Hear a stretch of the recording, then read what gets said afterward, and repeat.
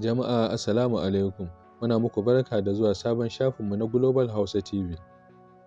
Inna lillahi wa inna ilaihi raji'un. Inna lillahi wa inna ilaihi raji'un. Yanzu haka muke samun wani sabon labari.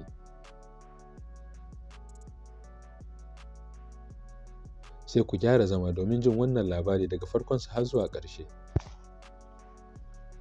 Sa'annan kada ku manta ku danna mana subscribe domin samun sababbin videos ɗinmu idan mun ɗora su. To masu kallo da saurare, kamar da yadda muke gani, wannan Balarabe ne tare da shi da wata yarinya budurwa. Za ku yi mamaki cewa wannan budurwa lalle gajeren wando ne sake da ita. Kamar da yadda kuke gani, wannan Balarabe ya matso kusa da ita. Sa'annan idan kun lura za ku ga yanzu yana gyara mata ƙafa ne.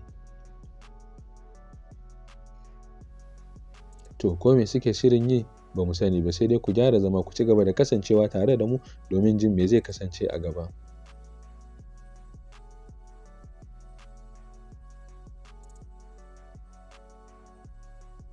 To kamar yadda muke gani dai yanzu yana niyyar ya tura ta ne daga inda suke zaune zuwa ƙasa. A ƙarshe dai za mu iya gani gashi nan ya tura ta, ta riga da ta sauka ƙasa daga inda suke zaune. To wannan abu dai ya faru ne a ƙasar Larabawa, wato ƙasar Qatar, inda aka gama kofin wasan ƙwallon ƙafan duniya a cikin 'yan kwanakin nan da suka gabata.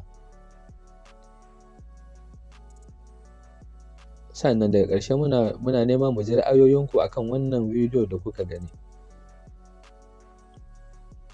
Sa'annan muna fatan za ku subscribe a channel ɗinmu domin samun sababbin videos ɗinmu idan mun ɗora su.